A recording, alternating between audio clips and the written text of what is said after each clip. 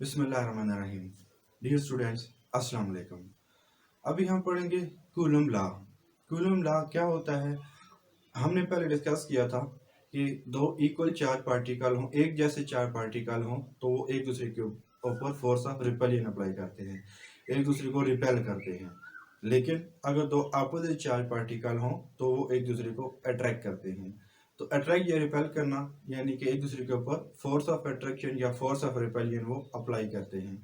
कितनी फोर्स वो अप्लाई करते हैं वो हमें कूलम लॉ के जरिए पता चलता है। तो कूलम लॉ की जो हमारे पास स्टेटमेंट है वो ये है कि the magnitude of force of attraction और repulsion is directly proportional to the product of the magnitude of charge and inversely proportional to the square of the distance between them. ये तो हमारे पास स्टेटमेंट है। मैं एक बार मैथमेटिकली लिखता हूँ, साथ में फिर से स्टेटमेंट आपको समझाता हूँ। कि फर्ज कर लें कि हम लोगों के पास दो चार्ज पार्टिकल हैं, एक हमारे पास Q1 है और एक हमारे पास Q2 है। इन दोनों के दरमियान जो डिस्टेंस है वो R है। तो क्या होगा कि पहला हमारे पास जो पॉइंट था कि the magnitude of force is directly proportional to the product of magnitude of charge. Charge हमारे पास एक की मैग्नीट्यूड Q1 है, एक की मैग्नीट्यूड Q2 है, तो इन दोनों का जो प्रोडक्ट होगा वो Q1 Q2 होगा, यानी कि ये डायरेक्टली प्रोपोर्शनल होगा जो फोर्स एक दूसरे के ऊपर अप्लाई कर रहे हैं। उसके बाद सेकंड पॉइंट क्या था कि inversely proportional to the square of the distance between them. ये जो हमारे पास डिस्टेंस है inversely proportional to the square of the distance between them. अब यहाँ पे देखा जाए तो एक बात हमें थोड़ी सी और ध्यान में रखें कि ये दोनों डायरेक्टली प्रोपोर्शनल का होने का मतलब ये है कि अगर Q1 और Q2 की वैल्यू जितनी ज्यादा होगी इतनी फोर्स ज्यादा होगी, जितनी Q2 और Q1 की वैल्यू कम होगी इतनी फोर्स भी उन दोनों के दरमियान कम होगी। इसी तरीके से स्क्वायर ऑफ द डिस्टेंस इसके इनवर्सली प्रोपोर्शनल है, यानी कि जितना डिस्टेंस कम होगा इतनी स्क्वायर टाइम फोर्स जो है वो ज्यादा होगी। लेकिन अगर डिस्टेंस थोड़ा जितना ज्यादा होगा स्क्वायर टाइम फोर्स उतनी ही कम होती चली जाएगी। सिंपली हम कह सकते हैं कि डिस्टेंस कम होने से फोर्स ज्यादा और डिस्टेंस ज्यादा होने से इन दोनों के दरमियान फोर्स जो है वो कम हो जाएगी। तो यहाँ से हम यूँ कह सकते हैं कि ये बहुत लॉन्ग रेंज फोर्स नहीं है।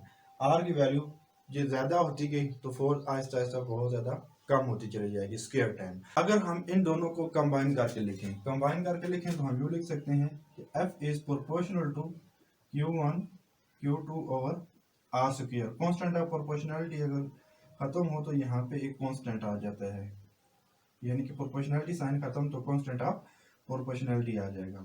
अब ये जो कांस्टेंट ऑफ प्रोपोर्शनलिटी है इसकी वैल्यू हमारे पास होती है K is equal to 1/4 pi epsilon. अब एप्सिलॉन ये क्या है? ये इसको बोलते हैं permittivity of that medium in which the charge particle are placed. कि जिस मीडियम के अंदर वो चार पार्टिकल मौजूद हैं उसकी परमिटिविटी का अगर फिजिकल मीनिंग समझा जाए तो वो कुछ ऐसे होता है कि परमिटिविटी यानी कि लफ्ज़ निकला है परमिट से, यानी कि इजाज़त देना, कि वो मीडियम जो हमारे पास फोर्स है उसको पास होने की कितनी इजाज़त देता है वो हमें परमिटिविटी के जरिए पता चलती है। क्योंकि फ्री स्पेस में आसानी से पास हो सकती हैं, मीडियम के अंदर हैं तो वो इतनी आसानी से पास नहीं हो सकती, वो कितनी पास हो सकती हैं वो हमें परमिटिविटी बताता है। तो ये जो हमारे पास एप्सिलॉन है इसको बोलते हैं परमिटिविटी ऑफ मीडियम। उसके बाद अगर फ्री स्पेस की बात करें तो ये तो हमारे पास के की वैल्यू आएगी किसी भी मीडियम के अंदर, और के की वैल्यू हमारे पास 1/4 पाई एप्सिलॉन नॉट आएगी इन फ्री स्पेस। फ्री स्पेस क्यों? कि ये जो हमारे पास एप्सिलॉन नॉट है ये हमारे पास वैल्यू है परमिटिविटी या फ्री स्पेस के। फ्री स्पेस इन फोर्सेस को पास होने की कितनी इजाजत देता है, और हमारे पास जो परमिटिविटी या फ्री स्पेस यानी कि एप्सिलॉन नॉट है उसकी वैल्यू हमारे पास होती है epsilon naught is equal to 8.85 multiplied by 10⁻⁻12 coulomb square over newton metre square. और अगर हम इस परमिटिविटी या फ्री स्पेस की वैल्यू उठा के यहाँ पे पुट करें और 4 पाई तो इसकी वैल्यू हमें पता है, तो के की वैल्यू हमारे पास फ्री स्पेस के अंदर आ जाती है 9 multiplied by 10⁻⁹ newton metre square over coulomb square, ये यानी कि फ्री स्पेस के अंदर आपके पास जो कांस्टेंट ऑफ प्रोपोर्शनैलिटी है उसकी वैल्यू होगी। अब यहाँ पे हम कूलम लॉ को दो तरीकों से लिख सकते हैं, Coulomb law in any medium या Coulomb law in free space. अगर हम कहें कि ये वाली वैल्यू उठा के इसके अंदर पुट करते हैं तो हमारे पास कूलम लॉ इन मीडियम आ जाता है, F is equal to 1/4 pi epsilon Q1 Q2 और आर स्क्वायर, यानी कि कूलम लॉ किसी भी मीडियम के अंदर। लेकिन अगर हम ये वाली वैल्यू उठा के इसके अंदर पुट करते हैं तो हमारे पास आ जाता है, यानी कि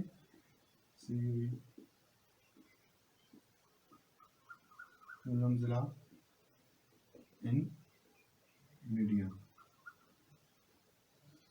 और जब ये वाली वैल्यू पुट करेंगे F is equal to 1/4 pi epsilon naught Q1 Q2 और आर स्क्वायर, और ये हमारे पास होगा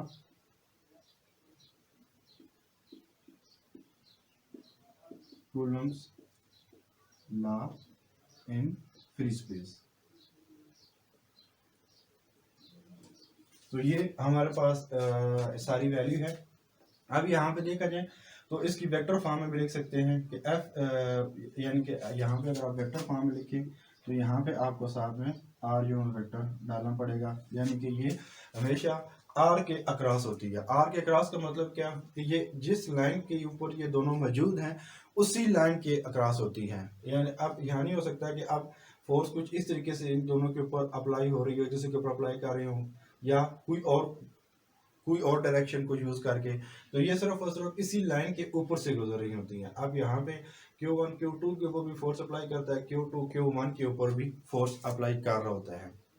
तो ये तो हमारे पास simple Coulomb law in free space. अगर हम ये देखें कि vector form of Coulomb law, तो vector form of Coulomb law में क्या है कि अब हमारे पास एक वो फोर्स है जो कि Q1 Q2 के ऊपर अप्लाई कर रहे हैं, एक हमारे पास वो फोर्स होगी जो कि Q2 Q1 के ऊपर अप्लाई कर रहे हैं। तो उसको भी हम डिस्कस कर लेते हैं। Vector form of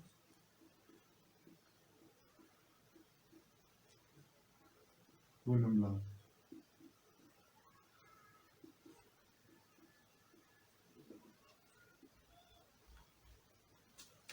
vector form of Coulomb law ये बहुत ही इम्पोर्टेंट लॉ है, क्योंकि हम हमारे पास जो कूलम लॉ है वो वेक्टर फॉर्म में कैसे एक दूसरे के ऊपर अप्लाई हो रहा होता है, क्योंकि हमारे पास ये यानी कि एक वेक्टर क्वांटिटी है। तो अब इसका मतलब क्या है कि आपके पास अगर दो चार पार्टिकल हैं Q1 एंड Q2, तो Q1 Q2 के ऊपर फोर्स अप्लाई करेगा और Q2 Q1 के ऊपर फोर्स अप्लाई करेगा। कितनी फोर्स अप्लाई करेंगे?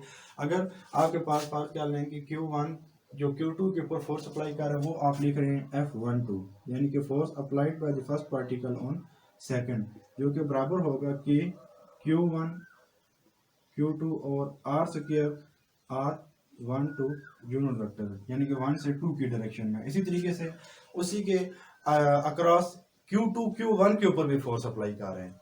ठीक है, वो कितनी फोर्स अप्लाई कर रहे हैं उसको हम F21 का नाम देते हैं, यानी कि force of second particle, force exerted by the second particle on first, उसको हम के Q1 Q2 और R square R21 unit vector, यानी कि सेकंड टू फर्स्ट की डायरेक्शन में। यहाँ पे Q1 Q2 या Q2 Q1 लिखें उसकी कोई खास फर्क नहीं पड़ता, दोनों ये हमारे पास मैग्नीट्यूड है तो कोई इसके ऊपर फर्क नहीं पड़ेगा।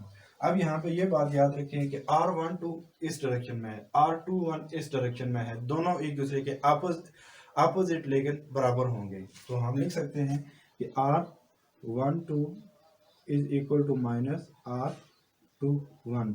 अगर R12 की जगह पे आप माइनस R21 पुट कर दे यहाँ पे तो क्या बनेगा? तो वहाँ पे F12 is equal to minus के Q1 Q2 और R square R1 R21 unit vector, यानी कि सिंपल R12 की जगह पे माइनस R21 पुट कर दिया, माइनस का साइन हमने पहले लिख लिया। अब ये अगर वैल्यू देखें तो ये तो इसके बराबर आ रही है, तो हम यूँ लिख सकते हैं कि F12 is equal to minus F21, minus के अंदर वाली जो टर्म है वो F21 के बराबर है। तो यहाँ से क्या हमें नजर आ रहा है कि दोनों फोर्सेस एक दूसरे के बराबर हैं लेकिन अपोजिट डायरेक्शन में है।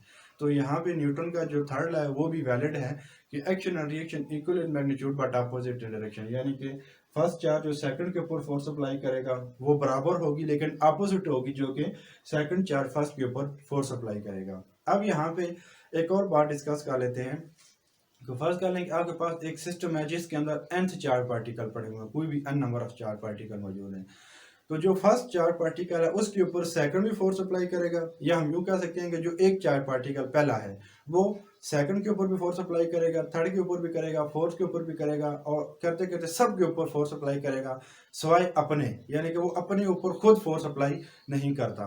तो हम कहते हैं कि जो first charge particle force apply कर रहा है उसको हम F1 का नाम दे देते हैं, जो कि बराबर होगा F12 plus F13 plus up to zone plus F1n।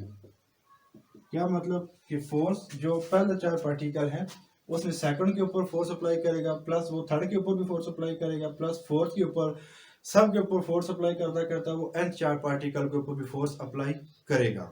ये जो फोर्स पहला पार्टिकल एक्सर्ट करेगा, इसी तरीके से सेकंड भी यही काम करेगा कि वो अपने पहले पार्टिकल के ऊपर फोर्स अप्लाई करेगा, सेकंड के ऊपर तो नहीं करेगा क्योंकि सेकंड के ऊपर फोर्स अप्लाई नहीं करता।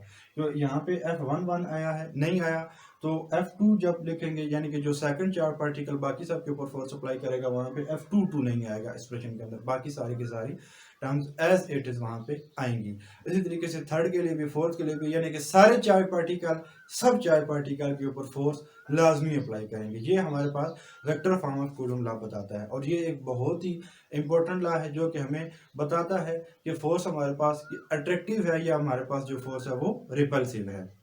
अब यहाँ पे एक और छोटी सी बात, हमने कूलम लॉ को फ्री स्पेस के अंदर भी पढ़ा और मीडियम के अंदर भी पढ़ा, तो क्या इन दोनों के दरमियान, फ्री स्पेस और मीडियम के अंदर, इन दोनों को कोई आपस में रिलेट कर सकते हैं किसी एक्सप्रेशन से? तो वो एक्सप्रेशन हमारे पास होता है उनकी परमिटिविटी को रिलेट करके। तो उनकी परमिटिविटी के दरमियान रिलेशन एग्जिस्ट करता है epsilon is equal to epsilon naught epsilon R. Epsilon naught तो हमारे पास परमिटिविटी ऑफ मीडियम है, epsilon naught permittivity of free space है, epsilon R relative permittivity, relative यानी कि दोनों को रिलेट करने वाली, दोनों का रिलेशन बनाने वाली। तो इसको हम यूं भी लिख सकते हैं कि epsilon R is equal to epsilon over epsilon naught. तो इसको हम यूं भी डिफाइन कर सकते हैं कि relative permittivity is the ratio of permittivity in medium to the permittivity of free space. Coulomb law की सिग्निफिकेंस क्या है, उसके क्या फायदे हैं? तो याद रखिएगा कि these electrical forces bind the electron of an atom to its nucleus, यानी कि अब हमारे पास एक न्यूक्लियस होता है एटम के अंदर, और उस जो को पॉजिटिवली चार्ज होता है और इलेक्ट्रॉन उसके इर्द गिर्द मूव कर रहे होते हैं। तो इलेक्ट्रॉन एटम से निकलता क्यों नहीं है? क्योंकि इलेक्ट्रॉन और जो पॉजिटिव चार्ज न्यूक्लियस है इन दोनों के दरमियान इलेक्ट्रिकल फोर्स यानी कि कूलिंग फोर्स मौजूद है जो कि उनको बाइंड रखने में मदद कर रही है एक एटम के अंदर। उसके बाद हमारे पास है electrical forces bind the atom to form molecule. बहुत सारे एटम मिलके मॉलिक्यूल बना रहे होते हैं, वो आपस में कैसे मिलके रह सकते हैं? यही कूलम्ब फोर्स जो कि इलेक्ट्रिकल फोर्स है ये उनको बाइंड करने में मदद प्रोवाइड करती है। उसके बाद है these electrical forces bind the atom and molecule to form solid. जितने भी हमारे पास सॉलिड मौजूद हैं वो उनके दरमियान एटम और मॉलिक्यूल एक दूसरे के बहुत नज़दीक बाइंड हुए पड़े हैं। तो जो हमारे पास इलेक्ट्रिकल फोर्स है ये वाली, वो उनको आपस में बाइंड करने में मदद प्रोवाइड करती है जिसकी वजह से सॉलिड बने हुए होते हैं। उसके बाद हमारे पास है कि फेलियर या लिमिटेशन, कि कहाँ तक लिमिट कर रहा है कूलम्ब लॉ या कहाँ पे जाके वो फेल हो जाता है। तो इसके एक पॉइंट याद रखिएगा कि जब दोनों चार पार्टिकल एक दूसरे के लिहाज से मोशन में हो, यानी कि उन दोनों के दरमियान रिलेटिव वेलोसिटी मौजूद हो, तो कूलम्ब लॉ वहाँ पे वैलिड नहीं रहता। इसका मतलब क्या है? ये दो चार पार्टिकल हमारे पास और दोनों मूव कर रहे हैं, या एक रेस्ट के ऊपर है दूसरा मूव कर रहा है, या दोनों मूव कर रहे हैं लेकिन अलग अलग वेलोसिटी के साथ। सिंपल कहने का मतलब है कि आर की वैल्यू चेंज हो रही है। जब दोनों के दरमियान रिलेटिव वेलोसिटी मौजूद हो तो आर की वैल्यू चेंज होगी, तो वहाँ पे हर वक्त यानी कि चेंज होगी, लगातार उसके अंदर इंक्रीजिंग या डिक्रीजिंग हो सकती है, तो वहाँ पे कूलम्ब लॉ वैलिड नहीं रहता। हाँ, अगर दोनों चार पार्टिकल मूव कर रहे हैं लेकिन दोनों की वेलोसिटी सेम है, आर की वैल्यू चेंज नहीं होगी, यानी कि उन दोनों के दरमियान का फासला चेंज नहीं होगा, तो वहाँ पे कूलम्ब लॉ वैलिड होता है क्योंकि आर की वैल्यू के ऊपर वो डिपेंड कर होता है। तो उसके बाद सेकंड है कि जब दोनों चार पार्टिकल मूव कर रहे हैं, बेशक सेम स्पीड के साथ ही मूव कर रहे हैं या बेशक अलग अलग, लेकिन उनकी वेलोसिटी इतनी है कि बहुत ज़्यादा है, स्पीड ऑफ लाइट के कंपेरेबल है, यानी कि कुछ ना कुछ सी के मुकाबले में जा रही है, उसके मुकाबले में उसके बराबर तो मूव नहीं कर सकते, लेकिन बहुत ज़्यादा स्पीड के साथ उसके अंदर रिलेटिविस्टिक इफेक्ट्स आ जाएंगे, तो वहाँ पे भी कूलम लॉ जो है वो वैलिड नहीं रहता। तो उसके लिए जब बहुत ज़्यादा तेज स्पीड हो, रिलेटिविस्टिक इफेक्ट्स उसके अंदर हो, तो वहाँ पे इसकी कंप्लीट डिस्क्रिप्शन के लिए हमें मैक्सवेल इक्वेशन के ऊपर काम करना पड़ेगा, तब जाके हम इसका कंप्लीट एनालिसिस कर सकते हैं। तो ये आज था कि हमने कूलम लॉ पढ़ा, उसकी फ्री स्पेस के अंदर क्या होता है, मीडियम के अंदर क्या होता है ये पढ़ा, उसके बाद हमने vector form of Coulomb law पढ़ी, उसके बाद सिग्निफिकेंस पढ़ी, लिमिटेशन और फेलियर पढ़ा। तो ये आज का एक कंप्लीट टॉपिक था।